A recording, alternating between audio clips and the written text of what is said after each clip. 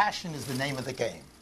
That's what we're going to begin with, and hopefully we have it throughout the entire evening. And thinking about passion, I'd say this is a good way to end a day, thinking and talking about loving and throwing in a little sex on the side. You're here because you want to make a difference in your love life. If you want to get into the spirit more, I think you can move a little bit closer together with your loved one and hold hands. It's perfectly okay. Barbara and I came to the subject of sexuality and impotence because my own erection plumbing wasn't working too well, or should I say not at all, after prostate cancer treatment. And it's a big blow when that happens. You get to ask yourself some really tough questions. Am I still a man? I see some nods of the heads here.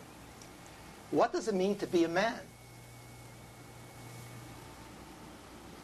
Will my wife still love me the way she did before?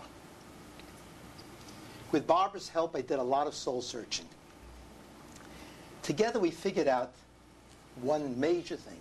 I was not my erection. That was not what defined me as a man. We also decided that no matter what, we were going to have a sexual relationship. We were going to find a way to express our love with our bodies. So we went on a quest to find information, but it was a little bit of a frustrating experience because there was not much for the layperson out there. And honestly, most doctors don't really prepare the patient and the partner for what's going to happen afterwards. My good luck, Ralph's education is as a zoologist, and he's also done a lot of work in the medical field. So he understood much of the terminology that was out there in the literature that was written for doctors, and he was able to translate it for lay people like me.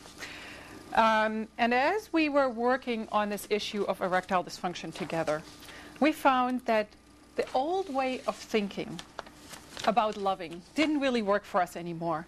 We had to get out of our rut, and we had to change things, get creative, and that meant being willing to explore new things, try different things together, new approaches to lovemaking. Now, our first instinct when we lose something as important as the erection, our natural tendency is we want the erection back, because then we think everything's back to normal and we can have good sex again. But what worked for us was to turn around that question.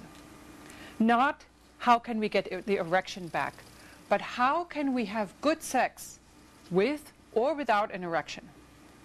And we found that we had a very pleasant surprise in store for us.